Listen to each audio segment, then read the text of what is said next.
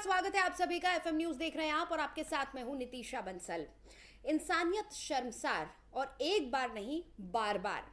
आज जिस खबर के बारे में हम बात करने वाले हैं उस खबर को सुनकर आपके भी रोंगटे खड़े हो जाएंगे और शायद आप भी शर्मिंदगी महसूस करें कि आखिर कैसे समाज में हम जी रहे हैं, आखिर कैसा समाज हम अपनी आने वाली पीढ़ी को देने वाले हैं।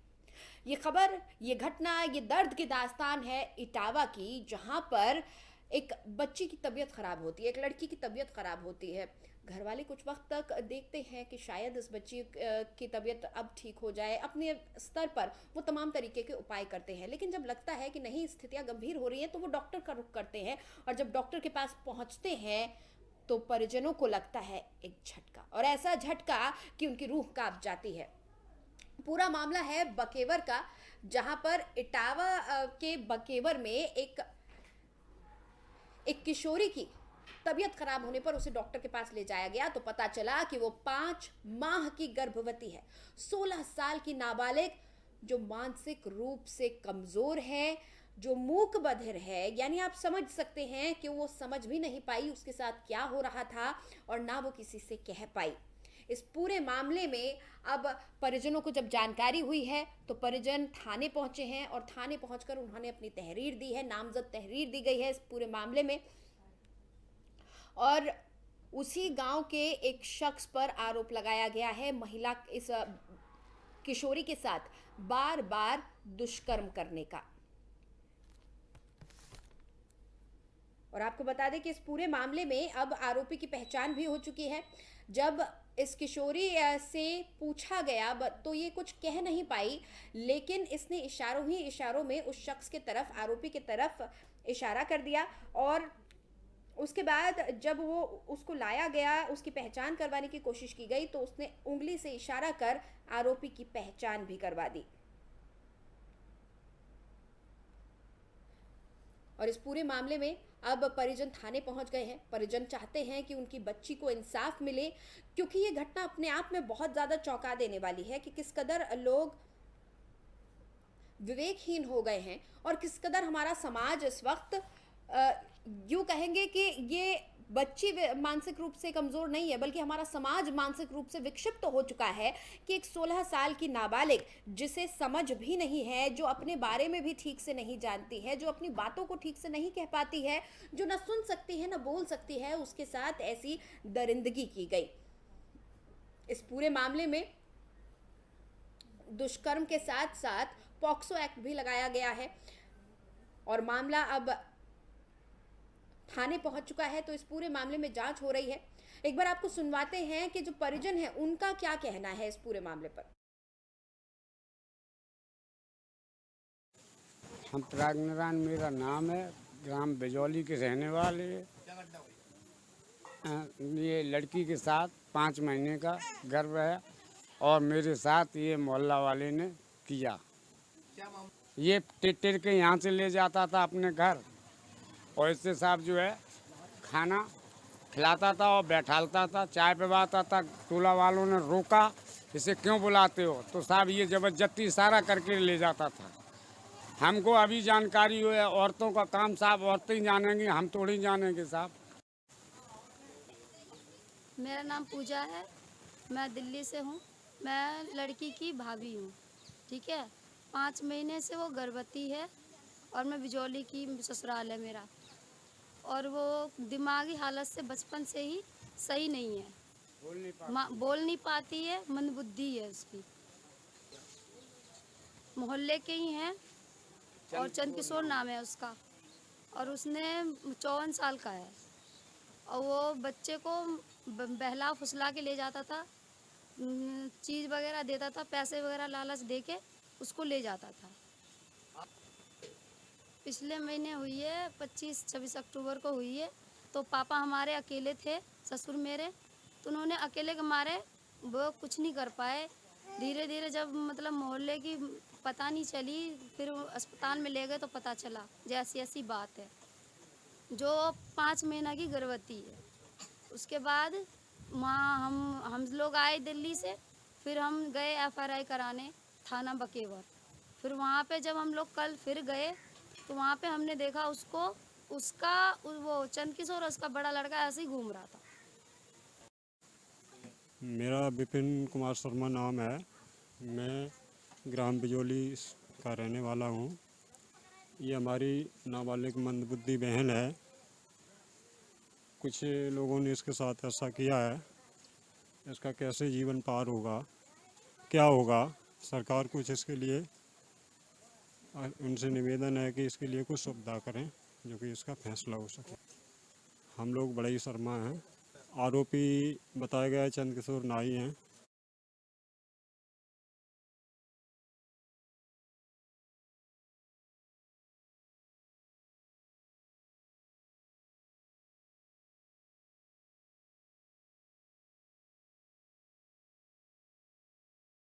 आपको बता दें कि जब इस किशोरी ने अपनी आप बीती को किसी तरह से बताया, परिजनों ने उससे बातचीत करी तो उसके बाद आरोपी की पहचान भी कर ली गई। गांव के ही एक शख्स चंद्र किशोर पर आरोप है इस किशोरी के साथ लगातार दुष्कर्म करने का, जिसके बाद थाने में आरोपी चंद्रशेखर को बुलाया भी गया। इस किशोरी ने उंगली से इशारा कर उसकी पहचान भी की, लेकिन इस किशोरी के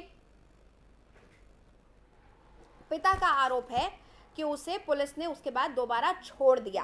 पुलिस आरोपी को बचाने की कोशिश कर रही है। तो आज इसी पर हम चर्चा करने वाले हैं कि आखिर क्या हमारे समाज की स्थिति पहुंच गई है। हमारे साथ कुछ खास मेहमान भी जुड़ रहे हैं। हमारे साथ ताहिरा जी जुड़ रही हैं, जो कि एक सामाजिक कार्यकर्ता है। साथ ही मेरे सहयोगी अविरल भी मेरे साथ जुड़ेंगे, ज़्यादा जानकारी इस सब पर देंगे। लेकिन सबसे पहले कुछ सवाल जो इस पूरे मसले पर खड़े हो रहे हैं उन पर हम एक नज़र डालेंगे, क्योंकि इन्हीं सवालों के इर्द गिर्द आज की हमारी ये चर्चा रहने वाली है।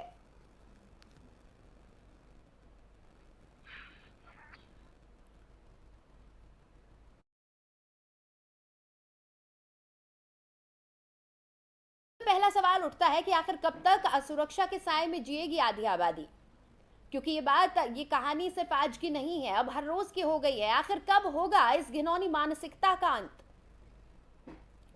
आखिर कब तक खेलने की उम्र में मासूमों से खिलवाड़ होता रहेगा? और आखिर कब हटेगी अंधे कानून की आंखों से पट्टी, क्योंकि हर बार नाइंसाफी का दर्द रोते हैं पीड़ित। आखिर कब तक एक बेटी होने की कीमत चुकानी होगी? आखिर कब कानून से खौफ खाएंगे अपराधी? आखिर कहां कानून में कमी रह रही है कि अपराधी बेखौफ अपराध करते जा रहे हैं? और आखिर कब तक बच्चियों की अस्मत से होता रहेगा खिलवाड़? तो हमारे जो मेहमान हमारे साथ जुड़ी हुई हैं ताहिरा जी, उनसे हम चर्चा की शुरुआत करेंगे। साथ ही अविरल भी मेरे साथ लगातार जुड़े हुए हैं। ताहिरा जी, आपने ये पूरी खबर सुनी होगी, किस तरह से एक 16 साल की किशोरी, वो भी न सुन सकती है न बोल सकती है, मानसिक रूप से भी कमज़ोर है, लेकिन उसे भी कई बार इस हैवानियत का शिकार बनाया गया। आखिर समाज किस दिशा में जा रहा है? किसी को भी नहीं छोड़ा जा रहा है, न 2.5 साल की बच्ची को, न 16 साल की किशोरी को, और न ही किसी महिला को। जी बिल्कुल, देखिए बहुत दुखद है और बहुत शर्मनाक घटना है। एक तो समाज का भी विघटन कितना हो गया है कि एक मेंटली अनस्टेबल लड़की के साथ इस तरह से उसको वस्तु समझना, कॉमोडिटी समझना, यूज एंड थ्रो जिसको कहते हैं, इस्तेमाल करके, यानी कि कोई वो हाड़ मार की चीज नहीं है, वो एक वस्तु है, उसको यूज कीजिए और फेंक दीजिए आफ्टर यूजिंग इट। और उसके अलावा कानून का डर नहीं है। ये भी सबसे बड़ी बात यहाँ खड़ी हो रही है कि निर्भया के बाद जब एक मजबूत कानून आ गया था, उसके बाद जब एक लड़की ने आइडेंटिफाई किया उस आदमी को, तो पुलिस ने उसको पकड़ने के बाद छोड़ क्यों दिया? जब उस पर धाराएं लगेंगी बलात्कार की, और बलात्कार इज अ हीनियस क्राइम, उसके लिए इस तरह के केसेस में वो भी मेंटली अनस्टेबल लड़की के साथ हुआ है, तो ये ह्यूमन राइट को भी वॉयलेट करता है, महिला की बॉडी को वॉयलेट किया है, एक हीनियस क्राइम है। तो मुझे लगता है कानून का भी यहाँ जो काम होना चाहिए था वो विफल रही है। और ये उस तमाम थाने पर जिन लोगों ने ये किया है, जिन्होंने उसको अरेस्ट करके फिर छोड़ दिया, उनके ऊपर भी सवाल उठने चाहिए, अकाउंटेबिलिटी फिक्स होनी चाहिए। और समाज का भी जो विघटन है वो भी बहुत तकलीफ दे है कि अब समाज का ये हाल हो गया है कि वो एक मानसिक रूप से जो बच्ची स्टेबल नहीं है उसको भी नहीं छोड़ते हैं फिर ये महिलाओं को क्या समझते हैं? ये और शायद महिलाओं के साथ होने वाले अपराधों को कैसे देखा जाता है? शायद आरोपी ने इस किशोरी को एक आसान शिकार समझा होगा, क्योंकि ये मानसिक रूप से विक्षिप्त भी थी, ना कुछ कह सकती थी ना सुन सकती थी, तो उसको लगा होगा कि वो अपना अपराध करके साफ बच जाएगा। नहीं बिल्कुल, लेकिन देखिए इस तरह की दरिंदगी करने के बाद बच्ची ने इशारे से उसे पहचाना कि वो उसी गांव का व्यक्ति था। जब पहचान लिया, हाँ। मैं कह रही हूँ जब पहचान लिया तब एक्शन होना चाहिए, कानून को अपना काम करना चाहिए था। मैं फिर रिपीट करूंगी, निर्भया के बाद ये तय हुआ था कि कुछ केसेस इस तरह के जो है उन्हें रेयरेस्ट टू रेयर कैटेगरी में रखा जाएगा, और जो भी महिला के साथ अपराध होगा उसमें सख्त कार्रवाई की जाएगी, तभी तो इस पे कुछ लगाया जा सकता है। हम बार बार कन्विक्शन रेट की बात कर रहे हैं कि कन्विक्शन रेट बढ़ाया जाए, तो ऐसे कैसे बढ़ेगा जब महिला के साथ होने वाले हीनियस क्राइम को क्राइम नहीं माना जाएगा, उसको अपराध की तरह नहीं देखा जाएगा, एक सीरियस मैटर की तरह नहीं देखा जाएगा। महिला की बॉडी वॉयलेट करने वाले को इस तरह से छोड़ दिया जाए, कोई मामूली बात है? अपराधी का साथ किसी देने वाला महिला भी की उतना बच्ची ही की बड़ा बॉडी को अपराधी वॉयलेट होता किया, है। उसके साथ बलात्कार किया है, हाँ। उसकी अस्मिता पे प्रहार किया है। और एक आरोपी का साथ देने वाला भी आरोपी ही होता है। अगर कोई गलत काम कर रहा है तो आप उसका साथ दे रहे हैं, आप बचाव कर रहे हैं, आप भी उतने ही बड़े गुनहगार हो जाते हैं। आप गुनहगार का साथ दे रहे हैं और यहाँ तो खुद खाकी पर इल्जाम लगे हैं। अविरल, आपको क्या कुछ अपडेट मिल पा रहा है इस खबर के बारे में जो इटावा में इस तरह से दरिंदगी की दास्तान सामने आई है?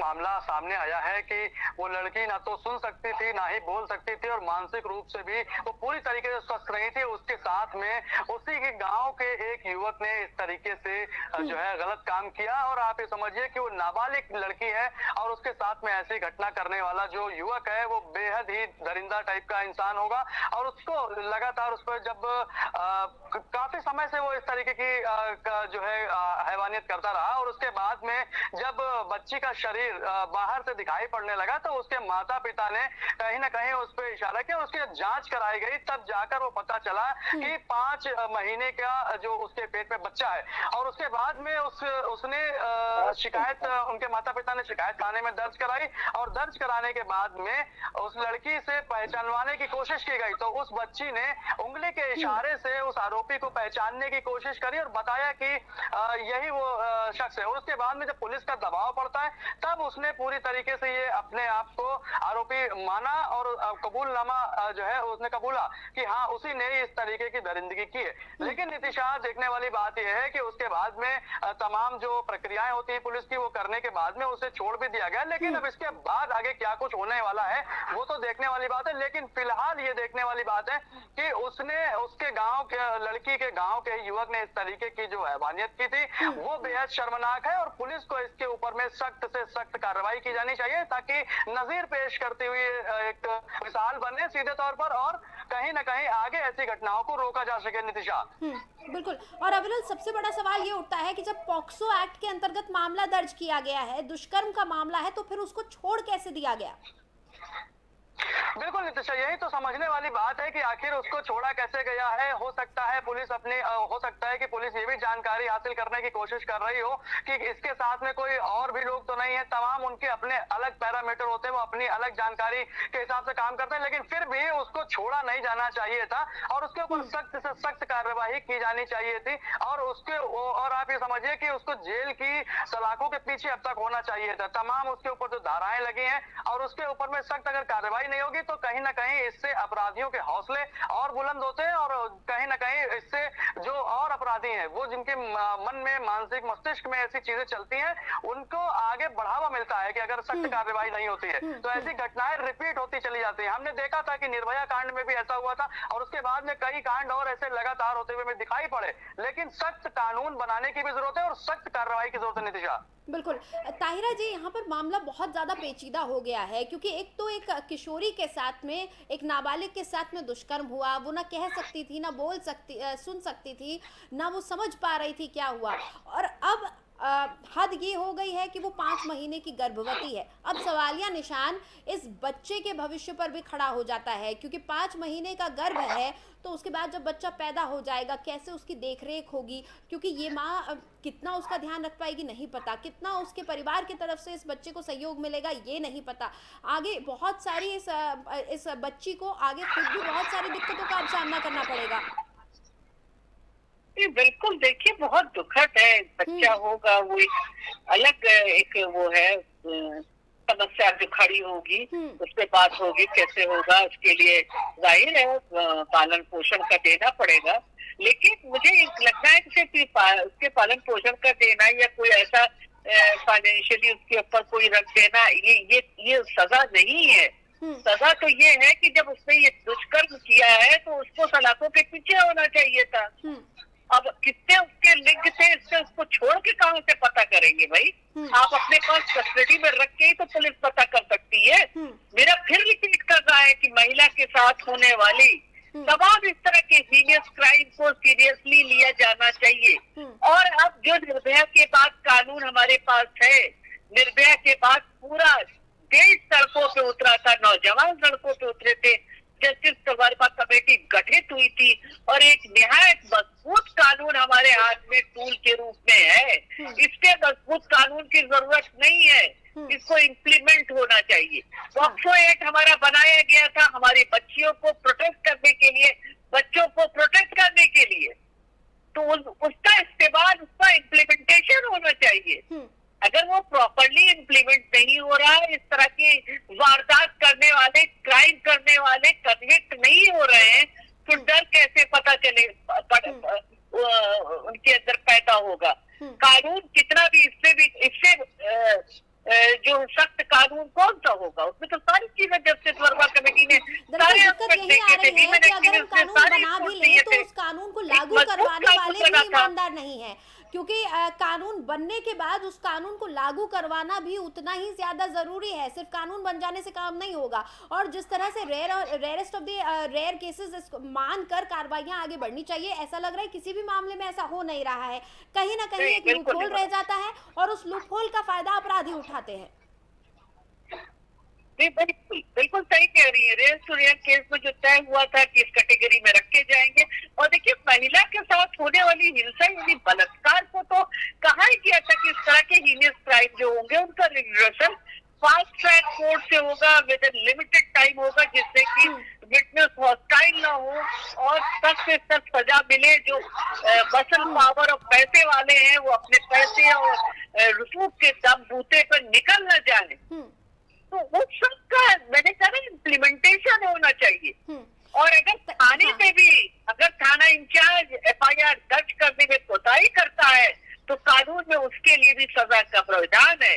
तो इसके मजबूत कानून है, क्या हो सकता है जो है हमारे पास मौजूदा, इसको इम्प्लीमेंटेशन की बात होनी चाहिए कि it should be implemented properly for each and every crime. Her crime में जो महिला के साथ हो रहा है उसमें इसका इम्प्लीमेंटेशन प्रॉपरली होना चाहिए। महिला को, जो हमारी विक्टिम है, उसको जस्टिस मिलना चाहिए, और अगर नहीं मिलता तो अकाउंटेबिलिटी फिक्स होनी चाहिए। वहां पर जहाँ थानों में कोई कमी रह रही है वहां पे अकाउंटेबिलिटी फिक्स होनी चाहिए। दरअसल ताहिरा जी, मुझे लगता है दिक्कत इसलिए आ रही है क्योंकि हमारे समाज का ताना बाना जो है वो ही उलझ कर रह गया है। आप जैसे सामाजिक कार्यकर्ता हैं, हर जगह नहीं पहुंच सकते हैं, हर जगह जो लापरवाही हो रही है उसको उजागर नहीं कर सकते हैं। ऐसे में जिम्मेदारी हमारे सिस्टम की ही बनती है, हमारे आसपास के लोगों की ही बनती है कि अगर किसी के साथ अन्याय हो रहा है तो वहाँ चुप ना रहें, बल्कि आवाज़ उठाएं, चाहे फिर वो सिस्टम के खिलाफ लड़ना हो या फिर किसी कद्दावर व्यक्ति के आगे लड़ना हो या फिर उन्हीं के इलाके के किसी रसूखदार इंसान के खिलाफ लड़ना हो। नहीं, बिल्कुल आपने बिल्कुल सही कहा। मैंने पहले ही कहा था कि सिर्फ पुलिस की जिम्मेदारी नहीं है, पुलिस का एक कानून का जो एस्पेक्ट देख रहे हैं वहां पे हम ब्लेम कर रहे हैं कि वहां पे होनी चाहिए। लेकिन समाज में जो मैंने कहा जो इतनी गिरावट आ गई है कि एक महिला को जो बोल नहीं सकती, सुन नहीं सकती, मानसिक रूप से स्टेबल नहीं है, उसके साथ बलात्कार करने का मतलब है कि कौन से मानसिकता के वो दरिंदे थे, आप सोचिए। और समाज के लोगों को भी उठ खड़े होना चाहिए। जब समाज को पता चल गया, उस बिटिया ने बता दिया, तो समाज के लोगों को खड़े होना चाहिए उस बच्ची के साथ। गिरावट आई है ये बहुत ही मतलब मुझे लगता है शर्मनाक भी है और खतरनाक भी है आने वाले समय के लिए, क्योंकि हर जगह आप पुलिस को या सामाजिक कार्यकर्ता को या वीमेन एक्टिविस्ट को नहीं देख सकते हैं। हर जगह पहुंच के आवाज बुलंद करे, हर जगह मीडिया भी नहीं पहुंच पाएगा। एक एक कोने में रिमोट एरियाज में एकदम से अगर ये केस होता है, समाज में भी जागरूकता होनी चाहिए, समाज के लोगों में भी एहसास होना चाहिए, उनके पास कॉन्साइंस होना चाहिए कि वो खड़े हो। आज किसी की मीडिया के साथ है, कल उसकी मीडिया के साथ हो सकता है। ये सोच के खड़े होना चाहिए, मानवता के लिए खड़ा होना चाहिए, हमारे देश की संस्कृति है, इसलिए खड़े होना चाहिए। आज किसी और के साथ हुआ है, कल किसके साथ हो ये किसी को नहीं पता है। अविरल, कई हेल्पलाइन जारी की गई हैं, कई तरह के कानून बनाए गए हैं, समय समय पर पुलिस को हिदायतें दी जाती हैं कि किस तरह से कार्रवाई होनी है, क्या कुछ करना है। क्या लग रहा है आपको, क्या क्राइम रेट में कुछ कमी आ रही है, महिलाओं को मदद मिल पा रही है, कहाँ कमी है? देखिए नितिशा, मैं आपको बता दूं, जिस तरीके से उत्तर प्रदेश के मुख्यमंत्री योगी आदित्यनाथ ने शपथ लेने के बाद में सीधे तौर पर यह बताया था कि हम जीरो टॉलरेंस की नीति अपनाएंगे। उन्होंने इस पे तमाम कार्यवाही भी की है, ऐसा समाज में देखने को भी मिला है। लेकिन अब ऐसी जो घटनाएं होती हैं, इस पर जो पुलिसिया कार्रवाई होती है, अगर आप ये समझिए कि जिस तरीके से उस युवक को छोड़ दिया गया, आरोपी को छोड़ दिया गया है, तो इस पर सवालिया निशान खड़े होते हैं पुलिस की कार्रवाई पर। लेकिन पुलिस को भी ऐसे में ये चाहिए होता है कि ऐसी चीजों पर सख्त से सख्त कार्रवाई करे, तत्काल प्रभाव से ऐसी चीजों को संज्ञान ले। हालांकि आप समझिए कि महिलाओं के उत्थान और उनके उन्नतिकरण के लिए लगातार देश के प्रधानमंत्री भी ऐसी बातें करते हैं, लेकिन अगर नीचे के सिस्टम में कहीं अगर ढील बरती जाएगी तो ये जो तमाम जो योजनाएं ऊपर चलती हैं, जो तमाम वादे और दावे किए जाते हैं, उन पर सोन की साग पर बट्टा लगता हुआ सीधे तौर पर नजर आएगा। आप ये समझिए कि जिस तरीके से मुख्यमंत्री बताते हैं कि हम तमाम अपराधियों के ऊपर में नकेल कसते हैं, ऐसी नजीर दिखाई भी पड़ती है, लेकिन अभी ऐसी जब घटनाएं होती हैं और उस पर कहीं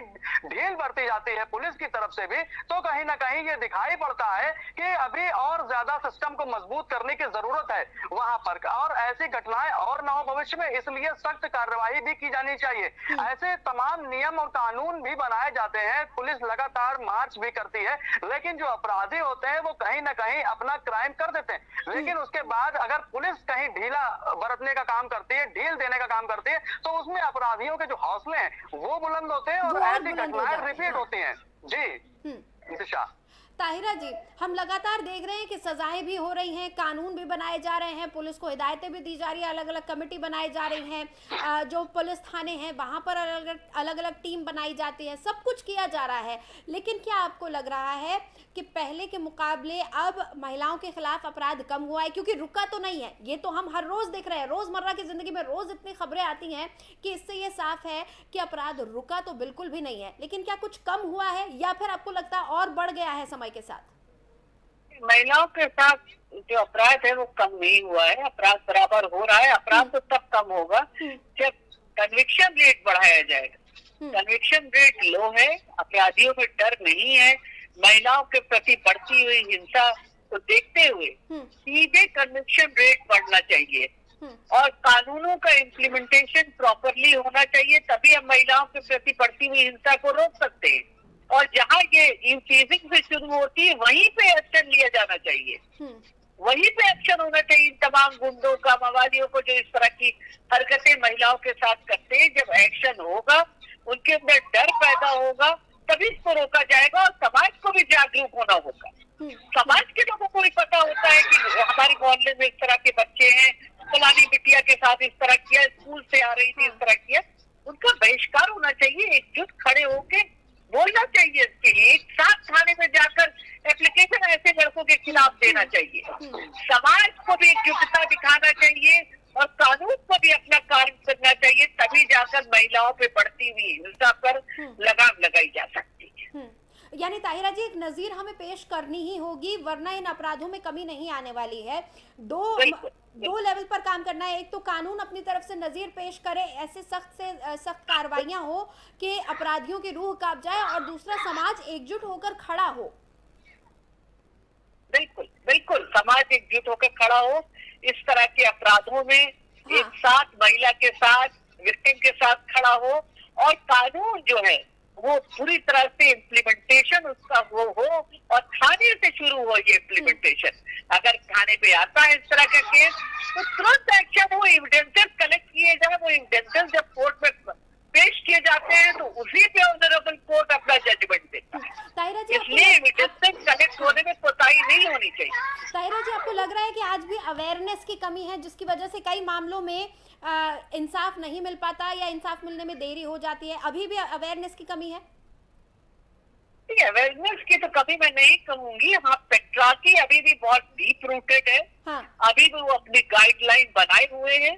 अभी भी वो महिला की सेक्सुअलिटी को कंट्रोल करती है। अभी भी वो महिलाएं बेहतर मानी जाती है, 10 से 5 काम करती हैं। आज भी ये नहीं माना जाता अच्छा कि पुरुष के कंधे से कंधा मिलाकर महिला चले, उसकी आंख में आंख डाल के बात करे। तो अभी पेट्रार्की जो है वो बहुत डिबरेटेड। आज भी अभी कितने दिन हुए, अभी लोग बराबर सुनते रहे कि लक्ष्मण रेखा होती है, इसको क्रॉस करेगी तो ये होगा ही, इस तरह का ड्रेस पहनेंगी तो होगा, पुरुष साथी के साथ घूमेंगी तो होगा, बलात्कार खान पान पे, उनके लाइफ स्टाइल पे, उनकी ड्रेस कोड में। तो महिला को चार दीवारी में घसीटने का काम होता है। ये विमेन एक्टिविस्ट हम लोगों ने लड़के डोमेस्टिक वायलेंस एक्ट पाया है। उस समय भी कहा जाता था कि सबसे ज्यादा सुरक्षित महिला चार दीवारी में है। हाँ, और खुद पीड़िता को ही अपराध बोध करवाया जाता है, पीड़िता को ही कटघरे में खड़ा कर दिया जाता है, जिससे पीड़िता अपनी लड़ाई उतनी मजबूती से लड़ भी नहीं पाती। कई बार इसी मानसिक प्रेशर की वजह से, सोसाइटी के प्रेशर की वजह से पीड़िता पीछे हट जाती है। बहुत बार हट जाती है, क्योंकि बहुत बार उसको लगता है कि उसके परिवार में उसकी और बहनें होती हैं। कई बार हम लोगों से बात करते हुए लोगों ने कहा कि नहीं, हमारी भी और लड़कियां भी हैं, हाँ। जिनको हमें शादी करना है, इस तरह से है। तो अक्सर वो लड़की जो है वो खामोश रहती है। अगर वर्किंग है तो सैलरी पे वो डिपेंड कर रही होती है या पूरा इंटायर फैमिली कर रही होती है, तो वहाँ पे भी बहुत वो कई बार चुप रहती है। तो बहुत बार महिला जो है वो उसको चुप करा दिया जाता है। समाज की ये ठेकेदार जिन्होंने अपना समाज का अपना एक रूल बनाया है, ये रूल कानून नहीं है। कानून तो जस्टिस वर्मा कमेटी की जिस्ट है, institution and the state will stand with victim. तो वो तो कोई सवाल ही नहीं है। हमारे कानून मजबूत हैं और सबसे बड़ा लोकतंत्र है, और हमारा संवैधानिक अधिकार भी है। संविधान में हमारे लिए धाराएं हैं। तो आर्टिकल 14-15 है, हमारी इक्वालिटी की बात करता है। तो उसके बावजूद जो पेट्रार्की है वो अभी बहुत डीप रूटेड है। वो महिला को एज ए इंडिविजुअल अभी नहीं मान रही है। बहुत सारे ऐसे प्रेशर हैं जिसके अंदर आज भी देश की आधी आबादी जी रही है, और इन्हीं सबके चलते ऐसे अपराधियों को बढ़ावा मिलता है और न्याय मिलने में कई बार देरी हो जाती है, कई बार न्याय मिल भी नहीं पाता। बहरहाल बहुत बहुत शुक्रिया ताहिरा जी हमारे साथ जुड़ने के लिए। अग्रवाल, आपका भी बहुत बहुत शुक्रिया इस पूरी जानकारी के लिए।